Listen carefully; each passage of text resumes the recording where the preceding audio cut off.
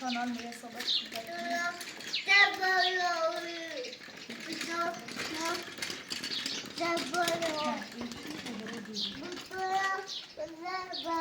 tamam anahtar görüşüm. O kadar ne güzel. Tamam. باش نام خدا سلام خدمت بینندگان عزیز امیدوارم حال دلتون خوب بوده شاد و سلامت بود ما افسانه مالک کانال چمندم و حدود 5 ماهه که در یوتیوب تولید محتوایی کنم تا الان بیشتر بینندگان حمایتم کرده و واقعا بیننده دائمی کانالم بیرن که ازشون از همین ذات تشکر کنم بعضی هاشون پیام خوب دادن و من واقعا باعث دلداری ما بیرن باعث مثلا روحیه شاد بیرن سیم بعضی هاشون هم واقعا خیلی استرام تاثیر من دیدم مثل چی گفتم که داری سیاه‌نمایی کنی و دروغی گوی ما واقعا یه زندگی واقعی خیمه چه نمایش دیدم سیشا هیچ دروغ شبهی من ای یوتیوب و ای کانالی که مزایرم سیشا وجود نداره من الان حدود 5 ساله که ازدواج کردم 2 تا هم بچه دارم که بزرگش نیایشه میشن محمدی و خیلی هم دوستشون دارم میگم از اول زندگیم تا همین چند وقت پیش با شوهرم خیلی رابطه خوبی داشتیم خیلی هم با هم صمیمی و جمع بودیم تا همین که 1 سال پیش حدود 1 سال پیش درست اصلا نیایش این بیماری پیش اومدیش اختلاف نظری داشتیم یه خورده باید به مشکل برخوردیم و یه خورده ناراحتی پیش اومد بینم ولی کلاً به خاطر مشکلات اقتصادی و مالی بید واقعا فشار سر شوهرم بید الان هم مطمئنم دلیل اصلیش چه این چند ماه چه رفته و هیچ خبریش نیست و همین مشکلات مالی و اقتصادی چه فشارش یابه هر چند ماه یه بارم برای مثلا خرج و مخارج زندگی پول واریز میکرد واقعا مثلا نمیشه آرم دروغ بگه برای خرج و مخارج زندگیمون و لباس پوشاک بچه ها هم پول واریز میکرد برامون که هم از اینجا ازش تشکر میکنم درسته یه خورده از دستش ناراحت نبود که گذاشته رفت و پیش ما نمیاد ولی دلیل اصلیش هم یه چیز دیگه از دلیلاش هم که گذاشته رفته همینه که من دارم در یوتیوب تولید محتوا میکنم دلیل اصلی که من در یوتیوب تولید محتوا میکنم همین نیایش دخترم سیتون تولید محتوا کردم دخترم نیایش بی نیایش از بعد تولدش مشکل داشت واقعا ما حدود 10 تا برای که بچه اولون بیم 10 تا سونوگرافی استریج دارم هم آزمایش انتی قربالگری همه آزمایش ما همه سونوگرافی مثلا انجام دادم حتی دو دیگه 15 روز دیگه قرار بیچه زایمون کنم رفتم سی اطمینان خاطر یه سونوگرافی دارم که اطمینان مطمئن رو بیاد که بکنم هیچ مشکل خاص هم بعد از ازدواج هم قبل از بارداری کلا تمام آزمایشی که مربوط به بچه و بارداری بی انجام شدم به همش اطمینان خاطر پیدا شدم به خاطر همین البته کردم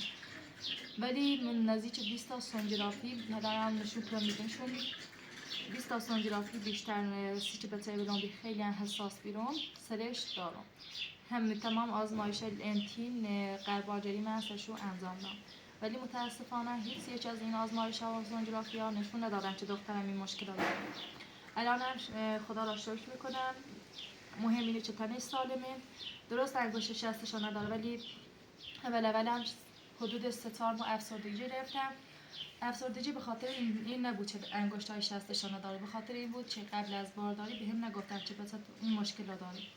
اگر بهم میگفتن آمادگیش رو پیدا میکردم موقعی که زایمون میکردم دیگه میدونستم که بچه‌م این مشکل رو داره و آمادگیش رو پیدا میکردم ولی وقتی به دنیا آمد نه شوهرم دیدش نه مادرم که مستقلی دیدش نه مادر شوهرم نه خواهر شوهرم اینا همه‌شون موقع زایمون کنار من بودن و وقتی که بچه‌مو آوردن پیشم هیچ کدوم از اونها ندیدنش باید که لباساشو پوشیدن با این حال که بغلش کردم تا اینکه موقعش اومد بغل خودم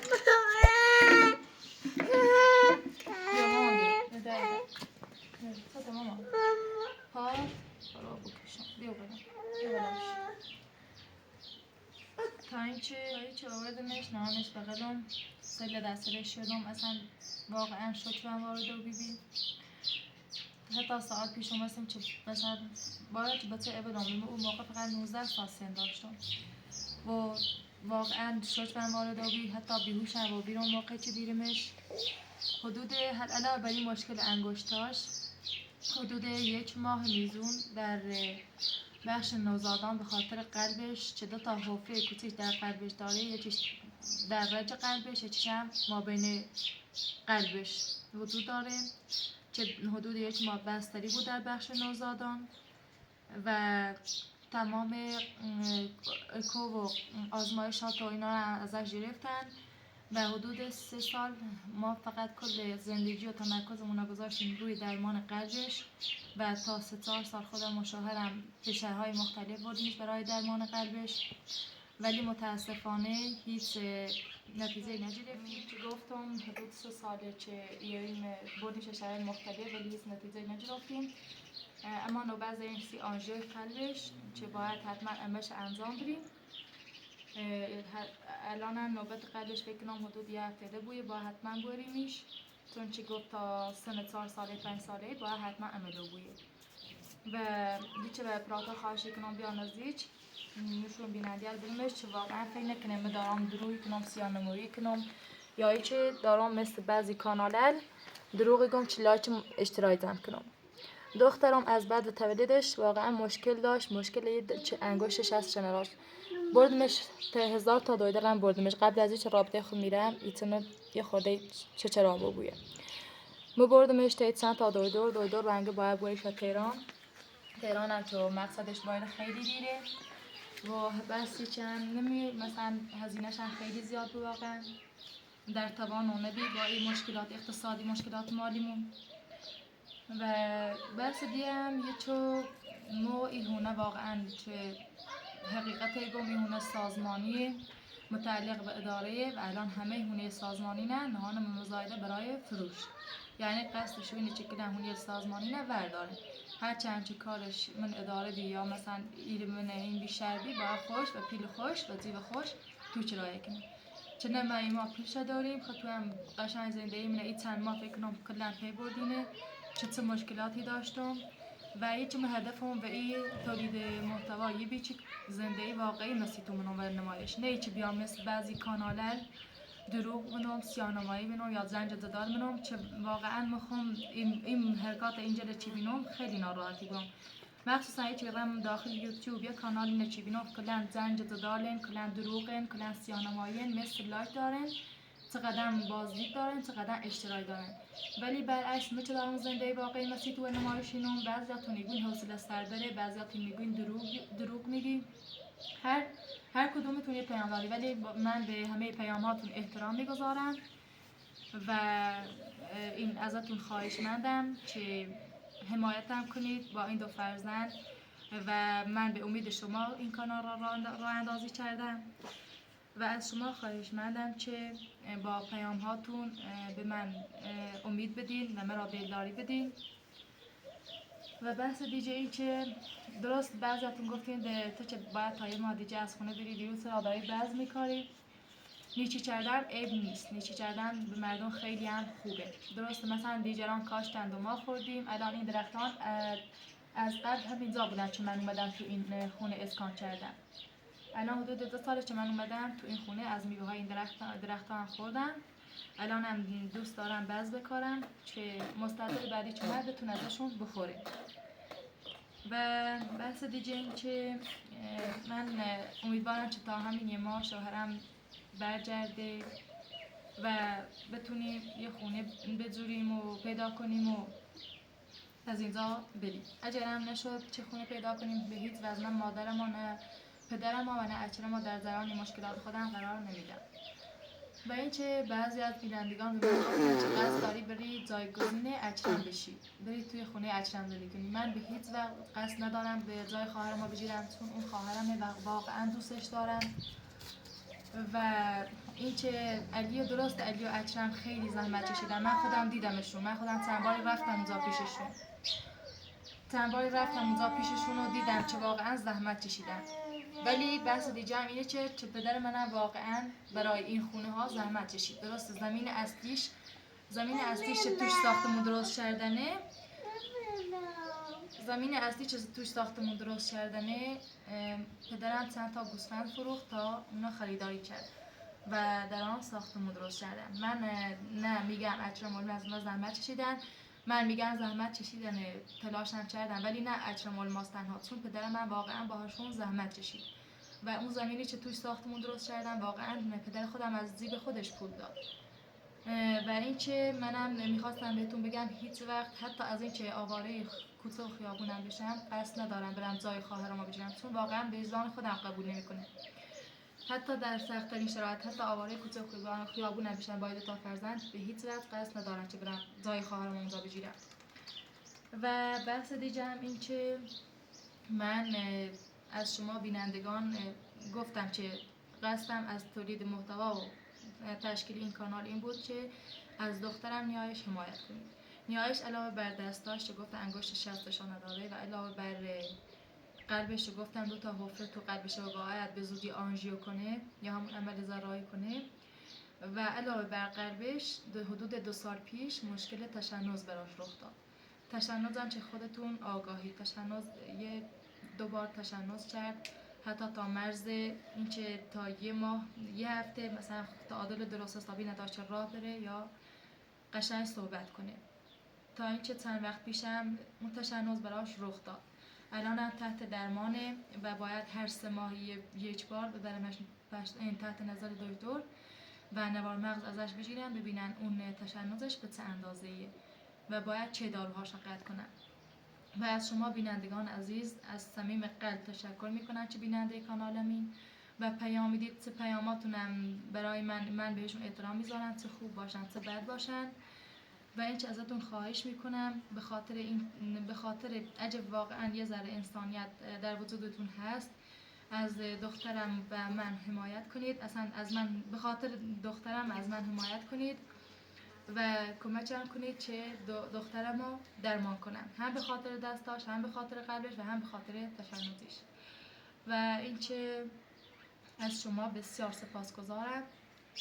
و خواهش دارم که بیننده کانال که هم شوهرم واقعا با فضای مجازی مخالفی و تو هم گفتم که به هدف اصلیم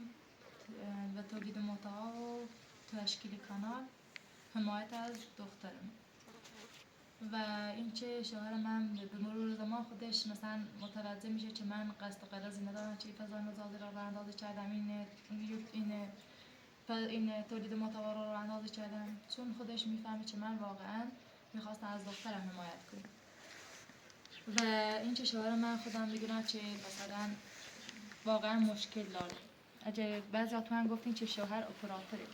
اگه واقعا شوهرم اپراتور بود چرا موقعی که مثلا همسایه میومد دیدنم یا همین همسر همکار شوهرم میومد دیدنم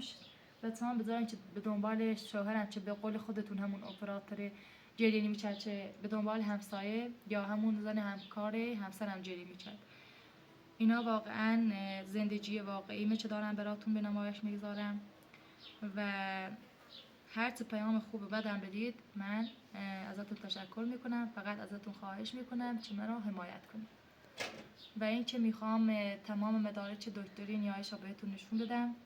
که فکر نکنید من دارم دروغ میکنم یا به قول خودتون سیاه‌نمایی میکنم یا دارم شعبه بازی میکنم و اینجور چیزا. الانم تمام مدارج اسنادش رو نشونتون میدم و هفته دیگه که بردمش برای دکتری قلبش خودتون میبینید که من دارم داستان واقعی زندگی خودم رو بهتون نشون میدم.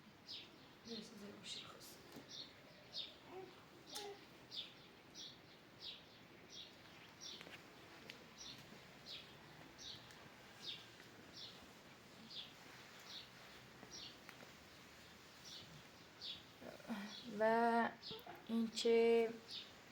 اپراتور من دائم نیست، مثلا هر موقع مثلا میرفتم به یا ابوالفضل بود برادرم یا یکی از همسایگان بود. الان هم که اینجا هم 2 تا دختر یا دختر همسایه‌مون رو میارن برای اون فیلم برداری یا برادر این یا پسر خواهر شوهرمون میارم برای فیلم برداری. به همین دلیل نمیتونستم اپراتور رو معرفی کنم بهتون چون اپراتور ثابتی نداشتم. و از شما به این باب به خاطر این جریان واقعا معذرت خواهی میکنم. عزیز خواهش کنم تو همراه هم بیاییم مدارا چه اسناد دکتری دکتر منشون تو برون چه بدونین چه همه واقعا دروغی در کار نیست و بهتون دروغ نمیگم.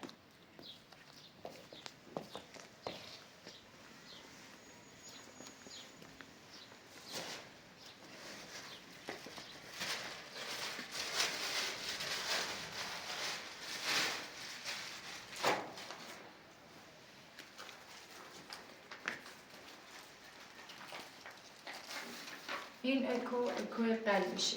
چه بهتون گفتم یه 2 تا حفره در قلبشه. حفره ها چه از همون بعد به تولد تو قلبش وجود داشت. الان حدود دیگه 5 سالشه. یه ماه پیش الان چند وقت پیش تولدش گرفتیم که تولد 5 سالگیش بود. راستش من با یه ماه پیش می‌بردمش برای آنژیوی قلبش یا اون عمل قلبش، ولی وقتی هیچ کس همراه نبود و کسی را نداشتم دیگه چاره‌ای نداشتم. ولی الان قصد دارم هر طوری چه شده حتی وسیله‌های خونم هم که فروختم اگه دیگه خبری از شوهرم نشد یا سراغ ما نیومد، قصد دارم یکی از وسیله‌های خونم یا هر طوری چه شده به هر دری که میزنم و هزینه عملش را جور کنم و هفته بعد ببرمش برای آنژیوی قلب یا همون عمل جراحی قلبش. اینم نوبتشه. دکتر نبی الله اسدپور چه واقعا دکتر خیلی خوبیه و از هم اجازهش تشکر میکنم. و این نوار مغزش، اینا مال نوار مغزشن چه از 3 سال پیش تحت درمانو باید ببرمش و بیارمش تنهایی همراه همین 2 تا بچه واقعا سخته برام. و تو جامعه ما این که محدودیت اصلا وجود نداره، محدودیت بچه ها که اصلا من نمیتونم با همراه 2 تا بچه بعضی تو گفتی باید بری دنبال شوهرت، باید بری شکایت کنی ازش. من نمیتونم ازش شکایت کنم چون پدر بچه‌امه، واقعا هم دوستش دارم، تا حالا ازش بدی ندیدم جز این 5 ماهی که گذاشته و رفته. حالا نمیدونم به هر دلیلی چه هست، اما میدونم چه دلیل اصلیش همین فضای مجازی و مشکلات اقتصادی هم که از قبل داشتیم. مخصوصا از موقعی که میایش به دنیا آمد هر هزینه و خرج و مخارجی که داشتیم کلا هزینه‌های دکتری نیایی شد. حتی ساختمونی در ده داشتیم که اونا فروختیم کلا صرف هزینه‌های دکتری شد. الان هم این نوار مغزشه. من به خاطر ایش به شما اطمینان خاطر بدم، بهتون ثابت کنم چه دروغ نمیگم. اگه دکترها اگه بهمون اجازه فیلمبرداری دادن از عملش و از دکتریش و اینا هم فیلم میگیرم براتون میذارم که ببینید که من دارم واقعیت ها بهتون نشون میدم و دروغی در کار نیست. اینا هم کلا نوار مغزای تشنجیشن که این چند سال میبردمش برای تشنجش نوار مغز میگرفتم. چند وقت پیش برادرم ابوالفضل همراه بود که واقعا ازش تشکر میکنم. اگه اون نبود نمیتونستم چیکار کنم با این 2 تا بچه. و باید هفته دیگه هم برای نوار مغزش تشنجش ببرمش، هم برای عمل آنژیوش. راه هم دوره، اصفهانه. پدرم هم خودتون میدونید چند وقت پیش عمل کرد، یه عمل دیگه هم داره، قرار به همین زودی بیاد برای عمل دومش و نمیتونه همراه من بیاد یا کمکم کنه چون واقعا در توانش نیست، نه هزینه مالیش رو میتونه جور کنه نه اینکه من ازش انتظاری دارم، همین چه خوب بشه برام کافیه. و بحث دیگه هم اینه که اینا مال قلبشه. یکی دیگه‌ش هم مال انگشتاشه که گفت استخونش از کتف بغلش اصلا تشکیل نشده، انگشتش هستش. بهم گفتم باید برای پیوند ببریش تهران که چیزی نیست که قایمش کنی، هزینه‌اش خیلی زیاده و خودتونم میدونید که من تنهایی نمیتونم با این 2 تا بچه برم تهران، خیلی مقصدش دوره، حدود 700 کیلومتر تا 800 کیلومتر راهه، نه ماشینی دارم نه وسیله‌ای. و در پایانم این که اینا عکس دست‌های نیایشه که حدود 2 سال پیش وقتی شوهرم پیشم بود رفتیم ازش گرفتیم. این عکس هم اصفهان ازش گرفتیم. واقعا انگشت‌های دستش اصلا استخوانش تشکیل و تو خواهشی کنم که بیارید پیش نزدیک بیننده عزیز ببینینش که واقعا استخوانش تشکیل نبود. ببین 1 2 3 4 1 2 3 4 این کلان واقعا استخوانش تشکیل نبود. کلان از همون بعد تولد 4 انگشتی بی که واقعا خیلی سر روحیه به تاثیر نها و خیلی باعث افسردگی ما بی تا 3 ماه فقط من افسرده و بیرون بخاطر این جریان، نه بخاطر اینکه این مشکل پیش اومد، بخاطر دخترم دارات و بیرون، بخاطر اینکه بچه اولم، بخاطر اینکه صبح سر روحیه خوش تاثیری نه. راستش بخوای اصلا فرهنگ ایران با اون خیلی فرق کنه. درسته چه این مشکل تیشان خیلی مشکل کوچیکیه. تقریبا مشکل کوچیکیه ولی مثلا جوری که این فرهنگش رو اصلا فرهنگ بعضی آدم‌ها واقعا خوب نیست. مثلا با زور تعجب آورش مثلا توهین‌آمیزی مثلا و دوران سیل دور میکنن، مثلا بعضا مسخره‌اش میکنن، بعضا واقعا ماشی خندن. این خیلی سر روی خواب تاثیر نه. الان به خاطر خواب نیستم چه اینقدر ناراحتم، به خاطر دورم که از صبح بخابرم مدرسه، بخواد درس بخونه، بخابرم به جامعه زندگی کنه، اینطور توهین‌آمیز سیلش کنه، مسخره‌اش کنه، فقط به خاطر دورم ناراحتم. به هیچ که هیچ انتظاری ندارم که حمایتم کنیم، دلداری کنیم و هیچ وقت به حال خود رها نکنیم. این کانال زیراسی که حمایتم کنیم و تو خواهش کنم تا آخر و در پایان چه از تو خواهش کنم، نه به خاطر ما، به خاطری که کوچکترین بوی از انسانیت برده بوی کمی دوران کنیم و دوران حمایت کنیم. حالا انشالله به امید خدا این بینام شاید هم شوهرم برگرده و به خاطر این کانالی که راه اندازی کردم رضایت پیدا کنه، رضایت بری که ما ادامهش برم و یه چه به تو خواهشی کنم حمایتم کنی که همه به خاطر همه حمایت لیشان چه بیره شوهرم رضایت بره به خاطر این تولید محتوا. همه یا فقط خواستم جریان سیتو بگم و حقیقت زندگی مسیتو توضیح برم که فکر نکنیم دروغینم من سیتوی گم و دوست دارم با این دروغ و نیرنج و مثل بعضی کانالر با هیله و فریبکاری و ریا و ایتیتیل سیانماییش به بازی پیل درارم. اصلا قصدم به هیچ وجه این نیست. واقعا من مدارش دارم، یه مدارش دورم، یه هم درصدش نشون تو دارم.